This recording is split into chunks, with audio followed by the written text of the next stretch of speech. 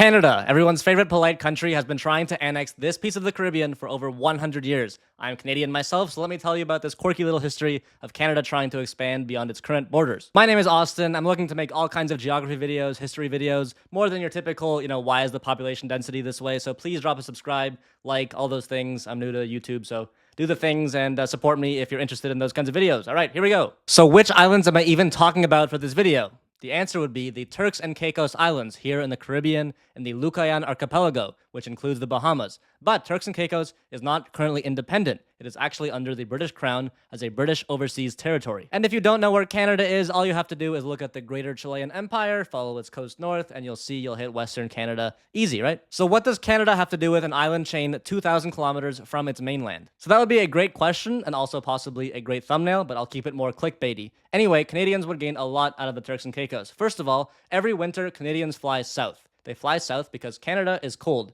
Canadians want to feel the warmth of the sun on their face in the winter when it's snowy in Canada, so they spend their money in places like Mexico, in Florida, Dominican Republic, but not in Canada. But if Canada had the Turks and Caicos and warm weather resorts, the Canadian dollars would stay inside the Canadian economy, so that would be an economic benefit. But furthermore, the more important answer for the Canadian government has to do with the strategy of getting Turks and Caicos. Canada is currently surrounded by the United States, or almost, because Canada has its southern border with the mainland US, it has its western border with Alaska, and if the US somehow annexes or acquires Greenland, Canada is basically fully surrounded by the US, so having Turks and Caicos would give it a strategic outpost not in its current borders. Of course, however, this is only the Canadian perspective I've told you so far. There are two other parties involved, and that would be Turks and Caicos itself, and also the UK, who currently administers the islands. As many of you might know, the UK is not a fan of losing islands, Anyway, Canada proposed the idea in 1917. Prime Minister Robert Borden asked David Lloyd George, the Prime Minister of the UK, if they would be open to this plan, and David Lloyd George shot it down because he wanted a Caribbean shipping port for the UK. So the UK has never been on board. However, the will of the people might be, because Turks and Caicos has considered and proposed joining Canada. But what would Turks and Caicos gain out of joining Canada? They already have their system with the UK, they're a British overseas territory, they have their own government, actually, they just don't handle their own foreign affairs.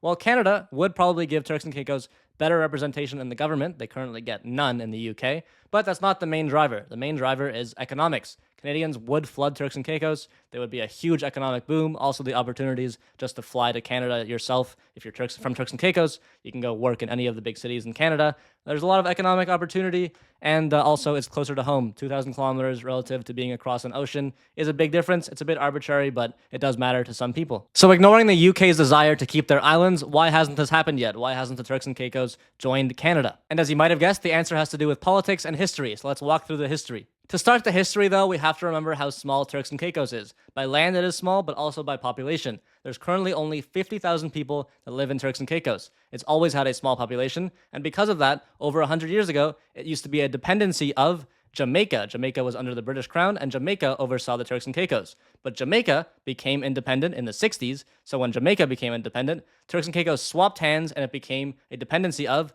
the Bahamas. The Bahamanian governor oversaw the Turks and Caicos, but then the Bahamas became independent, and then the Turks and Caicos became a part of the British Crown as a British overseas territory. And on the flip side, Canada is a massive country, the second biggest on Earth to be exact, but Canada is a new country. It only became a country in 1867 when it became the Dominion of Canada as a confederation of these 4 provinces. Anyway, Canada wanted to start expanding about 50 years in, so Turks and Caicos was first on the list. I already mentioned the first proposal, which was by Robert Borden, the Prime Minister of Canada, in 1917, when he requested the Turks and Caicos from David Lloyd George in the UK. That proposal was declined, but the idea stayed alive because over 50 years later, the Turks and Caicos made a proposal to the Canadian government saying they would like closer association. Allow me to narrate what the Turks and Caicos said to Canada. They said, "This State Council of the Turks and Caicos Islands desires to thank formally the Canadian people and their government for the considerable help and advice received by these islands from them in recent years. This State Council, recognizing the urgent need for both long and short-term solution to our present constitutional, financial, and economic problems, further resolves that it would welcome additional professional and technical advice from both governmental and non-governmental organizations so that we may benefit from your long and loyal membership of the British Commonwealth. In particular, this State Council would welcome far greater official contact between our two governments and herewith cordially invite a Canadian parliamentary delegation to visit these islands and advise us during these days of decision." So basically, the Turks and Caicos, they want some help from Canada, and Canada was there to offer it. And this letter actually created a bill in the Canadian government But unfortunately, or fortunately, depending on your view of this, the Canadian government never voted on it, and it was put on the back burner. If you follow the timeline, you'll notice this is exactly when the Bahamas became independent, and the Turks and Caicos needed to figure out what they're going to look like. Are they going to be independent? Are they going to be under the UK? Or are they going to join Canada? Canada was obviously the tertiary option, the third one, but Canada was a real possible solution. For about 15 years, between 1973 and 1987, Canadian members of Parliament actively discussed the advantages of joining Canada with the Turks and Caicos. In the Canadian Senate in 1987, there was an active discussion in the Senate about the advantages that the Turks and Caicos saw in joining Canada. These are those. I'm not going to read them out this time. I don't feel like it, but have a read here. This is what the Turks and Caicos could have gained according to the Senate in Canada. And it was at this time that 90% of people in the Turks and Caicos were in favor of joining Canada. That is how prevalent and real this possibility was of Canada gaining its own Puerto Rico. But politics got in the way because at the time, Canada was debating at great length should they make a free trade agreement with the United States, which eventually became NAFTA with Mexico as well, now known as USMCA. But regardless, that took up all the time of the government, and there was no time in the government to be talking about annexation of the Turks and Caicos. Similarly, in the Turks and Caicos, the UK swooped in. They didn't like that 90% favorability rating of joining Canada, so they started giving greater autonomy to the Turks and Caicos and also greater rights to the Turks and Caicos. So the Turks and Caicos people had a lower desire to actually join Canada because now they have a better deal with the UK. And then there was another blow to the movement of Turks and Caicos joining Canada in 2002, when the UK started granting British citizenship to all Turks and Caicos Islanders, meaning now they can go work and live and move in the UK mainland rather than just in the Turks and Caicos Islands. The annexation idea was re-energized in 2009 because in 2009,